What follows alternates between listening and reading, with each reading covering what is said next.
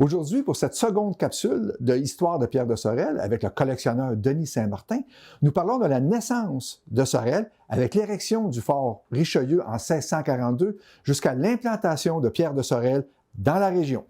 Denis Saint-Martin, mon guide à fleurs des collectionneurs, bonjour. Bonjour, Jocelyn. Si je vous parle de Samuel de Champlain, 1603, son premier voyage, au travers de votre collection, ça vous inspire quoi? De un, Sorel, c'est la ville qui a reçu la famille depuis 10 générations, accueillie, je devrais dire. Okay. Et puis, c'est sûr, comme collectionneur, lorsque j'ai eu la chance d'aller à Paris, j'ai trouvé des choses sur Champlain, quelques petites choses, dont un livre de 1605 qui décrit le voyage de 1603, où Champlain mentionne qui voit la rivière des Iroquois et les Iroquois qui sont encabanés sur le long de la rivière, qui a porté le nom de rivière des Iroquois depuis combien d'années? Possiblement, peut-être que Champlain, c'est la première fois qu'il nomme cette rivière des Iroquois. Ça, c'est un livre original, auteur Caillet. Oui. Puis aussi au niveau réellement, qu'est-ce qui est assez rarissime, c'est le tout est parce que souvent, des fois, il est, été relié, là, mais lui, il est réellement, comme on dit dans les collectionneurs, dans le jus. Dans le jus. On parle de la carte. Ben, oui, allez-y. Ah non, je vous écoute. OK. Champlain est, à cette époque, est découvreur. Okay. Il est avec Dugas-Dumont. Et puis, Champlain fait plusieurs voyages. Et, à un moment donné, il commence au niveau des cartes.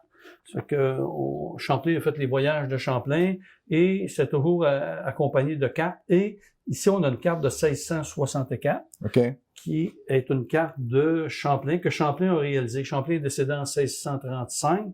Je pense que c'est un voyage qu'il devait faire en 1632, mais qu'il n'a pas réalisé le voyage. Okay. Et la matrice, qui est une plaque de cuivre, était dans les réserves de Champlain. Au décès de Champlain, Duval fait l'acquisition de l'inventaire. C'est un cartographe. C'est un cartographe de l'époque important. Et Duval reproduit la carte de Champlain, qui était une matrice possiblement de 1632. Okay. Donc ça, c'est une reproduction d'une plaque de cuivre, mais c'est quand même un original. C'est un original à partir de la matrice que Champlain... Lorsqu'on regarde cette carte-là, c'est l'œuvre de Champlain. Okay. D'ailleurs, la carte, elle est connue aux États-Unis, partout en Europe, okay. comme étant la carte Duval-Champlain. OK, donc c'est un original qui sert à la découverte. Absolument. Puis, 1664, on sait que les officiers du régiment Carignan-Sallière viennent dans la région s'établir, à tout le moins pour défendre la colonie, en 1665. Fait que, qu'est-ce qui est intéressant pour moi, c'est, exemple, mon ancêtre aurait pu, à partir d'Europe, consulter cette carte-là pour qu'est-ce qui était, parce que bon, la Nouvelle-France était pas connue. Donc, en termes d'histoire, on a les Richelieu ici. Champlain est passé ici, monté jusqu'à Saint-Ours. Absolument. Donc, absolument. On retrouve, au niveau des détails de l'époque, la rivière Richelieu. Qui est la rivière des Iroquois, à l'époque. Parce que lorsque Champlain, en 1603, passe, c'est la rivière des Iroquois. Plus tard, au décès de Richelieu. Du cardinal de Richelieu, la rivière devient Richelieu. En l'honneur du duc de Richelieu. Autre pièce intéressante, Denis Saint-Martin, de votre collection, reliée à notre histoire locale, Isaac Jogues. Un autre original? Oui. C'est une gravure de 1647. Jogues est décédé malheureusement, je devrais dire assassiné. C'est réellement l'histoire, on peut pas la changer. Qu'est-ce qui est intéressant par rapport à Sorel, c'est que Jogues fait un voyage en 1642. Okay. 1642, Jogues, accompagné avec Goupil, sont capturés à Sorel, dans la région de Sorel, parce que bon, je dis Sorel, mais je devrais pas dire. Ça peut être des îles, Sorel, ça peut être les îles, le Noret. L'histoire décrit qu'ils ont été capturés, ils ont été gardés captifs, martyrisés. C'est pour ça que c'est en 42. Jogues est capturé environ pendant 1 an, martyrisé. On voit ici sur la gravure, les doigts sont coupés. Il revient en France et demande au roi de retourner en Nouvelle-France. Il est capturé une deuxième fois. Là, malheureusement, la deuxième fois, il n'a pas eu la même chance. Fait que ça devient je devrais dire, un moment fort dans l'histoire pour Sorel, parce que les voyageurs et les jésuites qui voyageaient, bien entendu, Montréal, Québec, Trois-Rivières, c'était le fleuve était la voie maritime. Et le roi, suite à ce que, beaucoup ont été enlevés, capturés, martyrisés, le roi a décidé, suite aux demandes du père Paul Lejeune, qui est un jésuite. Donc, juste compléter. Absolument. Martyr canadien. Oui, okay. oui. Donc, Lejeune, hôte original de votre collection? Oui, 1665, Lejeune décédé 1664. Qu'est-ce qui est intéressant, c'est que Lejeune, en 1641, on s'approche là de l'histoire de la fondation de Sorel. En 41, Lejeune fait des demandes. Il se rend en France pour faire des demandes parce que beaucoup d'incidents qui se produisent. Et à partir de cette demande-là, en 42, le roi accorde au Paul Lejeune l'autorisation d'ériger un fort en 1642. OK, on parle du fort Richelieu. Qui est devenu aujourd'hui le fort Richelieu, qui en réalité était un fort pour préserver les voyageurs. Et c'était pas un fort de développement, c'était pas un établissement, c'était réellement un fortin militaire. Un fortin militaire qui avait quelques militaires pour, si jamais il y avait une poursuite dans les îles, pour les voyageurs ou les jésuites, pour protéger. Est-ce qu'on peut dire que Paul Lejeune, c'est le fondateur ou le père fondateur, appelons-le comme ça, de la ville et de la région de Sorel? Absolument. Si c'était pas de la demande de Lejeune, possiblement que le roi n'aurait pas accordé un positionnement pour un fort, qu'est-ce qui est devenu aujourd'hui Sorel. C'est réellement, pour moi, Paul Lejeune, c'est le fondateur de Sorel. Qu'est-ce qu'on appelle aujourd'hui Sorel. Est-ce qu'il a connu le même sort que Isaac Jogues? Non, il est retourné en France. Et puis où il est mort, présumément. De sa belle mort. Sa belle mort. Qui est l'auteur? Oh, là, Justin, c'est une bonne question. C'est une bonne question? OK, donc vous avez encore beaucoup de recherches. Ah, ben oui, je suis encore sur le marché du travail, puis c'est des choses qu'avec Germain Martin, on travaille en collaboration, et on fait des recherches, puis écoutez, je vous dirais, j'ai pas beaucoup, mais plusieurs graveurs qui, effectivement, là, demandent d'autres recherches, mais c'est toujours le plaisir. Là, qu'est-ce qui est important pour moi, c'est de capturer la graveur. Après ça, on pourra en faire une étude plus approfondie. Denis Saint-Martin, on voyage dans le temps quelque peu. Pierre de Sorel s'établit dans la région de Sorel. Vous avez des pièces magnifiques sur le sujet. Pouvez-vous nous en parler? Absolument. Premièrement, c'est la plus vieille, c'est un original. C'est la plus vieille concession qui existe avec toutes les recherches qui ont été faites jusqu'à aujourd'hui sur Sorel. C'est un acte de concession du 9 mars 1673. Quand vous dites une concession, c'est un terrain qui se donne, c'est un terrain qui se vend? Talon en 1672, la guerre est finie avec les Iroquois, veut peuplé, parce que finalement, on a parlé un petit peu tantôt, Champlain a une période de découvreurs, de cartographes. Après ça, il y a des compagnies des sciences associées. Le roi veut qu'il y ait des établissements, il veut la conversion des sauvages, comme on disait à l'époque, il ne faut plus dire ça comme ça, mais c'était comme ça à l'époque. Et il faut qu'il y ait d'établissements, il faut que les messieurs et les madames fassent des bébés. Et Talon avait fait un inventaire et avait considéré que il fallait absolument que les officiers, la plupart des officiers, le roi a concédé par l'entremise de Talon des seigneuries qui, la seigneurie de Sorel, de Saint-Ours. Et ici, on a une concession qui est la concession de Pierre de Sorel, qui est la première concession donnée à un habitant, un résident de Sorel. Le premier résident de Sorel, c'est Pierre Salvaille, qui était un capitaine avec le régiment de Carignan, avec Pierre de Sorel.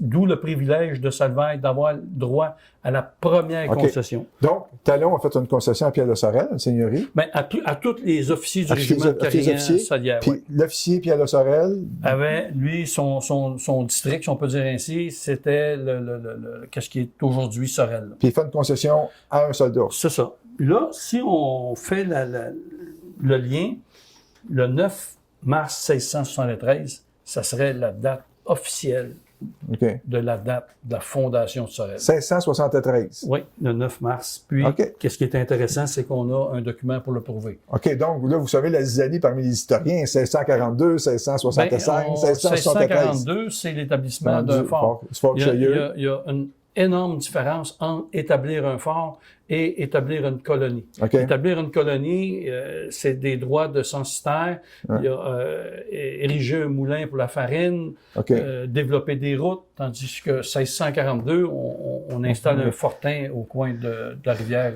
des Iroquois qui est devenue la rivière Richelieu. Donc, 1673, ce que vous nous dites, c'est que c'est le premier acte légal institué sur le territoire de Sorel, couvrant une portion du territoire de Sorel. Absolument. Puis qu'est-ce qui est doublement intéressant, le document est notarié par le notaire royal. Adhémar Saint-Martin, aucun lien de parenté avec moi.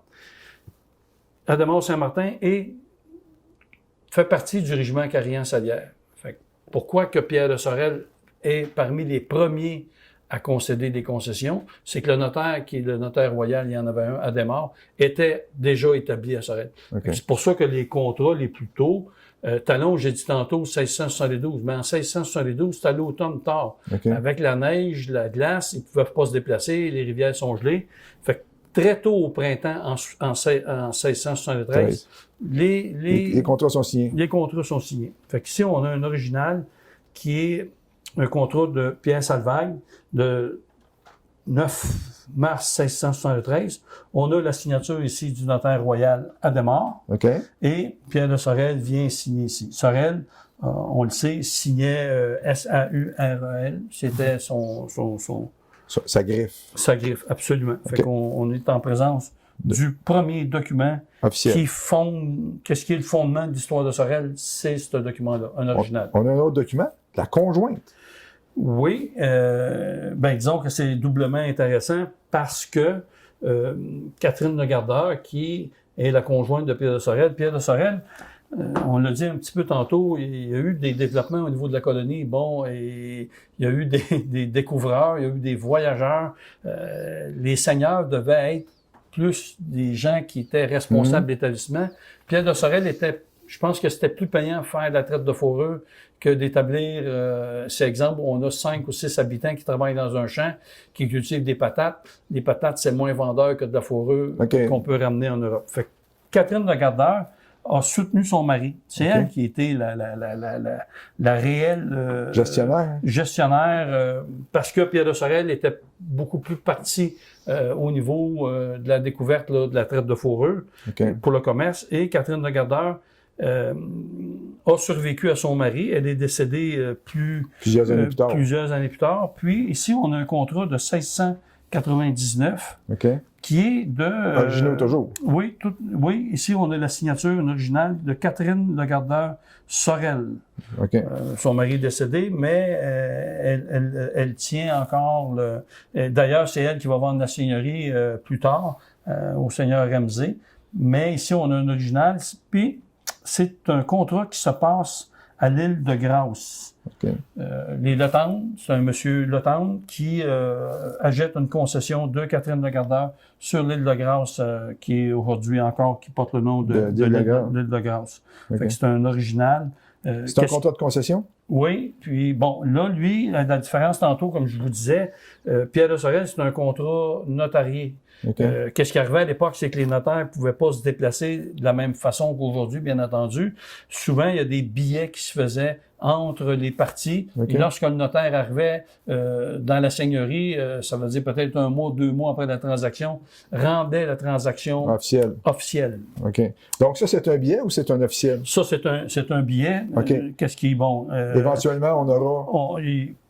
Sûrement qu'il existe un original là, avec, là, je ne sais pas, en 1699, qui est le notaire royal, mais c'est pas un contrat qui a été notarié, mais c'est un contrat qui a toute forme légale en 1699, qui nous montre d'ailleurs qu'une femme, pour l'époque, parce que les femmes n'avaient pas la même reconnaissance qu'aujourd'hui. Donc, Catherine Legardeur est une précurseur. Oui, absolument, absolument. Qui, surtout à l'époque, dans des conditions sûrement pas très faciles. La présence amérindienne est toujours là. Il y a toujours des conditions difficiles. Denis Saint-Martin, on arrive au terme de cette entrevue-là. Il y a une espèce de dilemme au niveau local. Est-ce que c'est Sorel, S-O-R-E-L, ou est-ce que c'est S-A-U-R-E-L? Avez-vous des pièces à ce sujet-là? Oui. Oui, puis quand même assez tôt au niveau de l'histoire. Ici, on a une quittance. Monsieur Delamotte, qui était un officier du régiment de Carignan-Salière, qui a reçu un montant d'argent. Et puis, on voit ici comment est-ce que le seigneur Lamotte vient écrire « J'ai reçu de Monsieur Sorel ».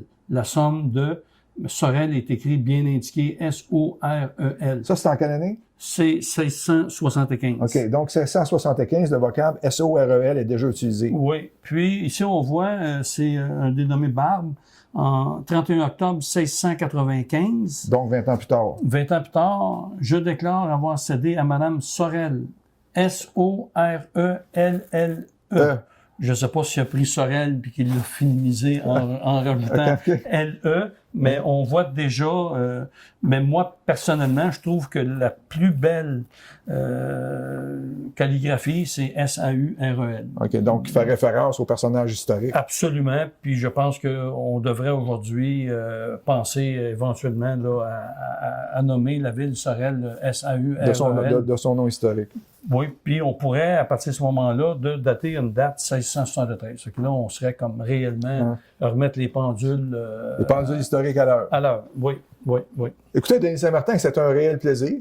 On va se revoir dans d'autres capsules sur d'autres aspects de votre collection. C'était fort intéressant, la carte, les gravures et puis les documents. Je vous remercie infiniment. Moi, je vous remercie parce que c'est un plaisir d'avoir la chance de partager avec vous, Monsieur Dano, président de la Société historique de Sorel.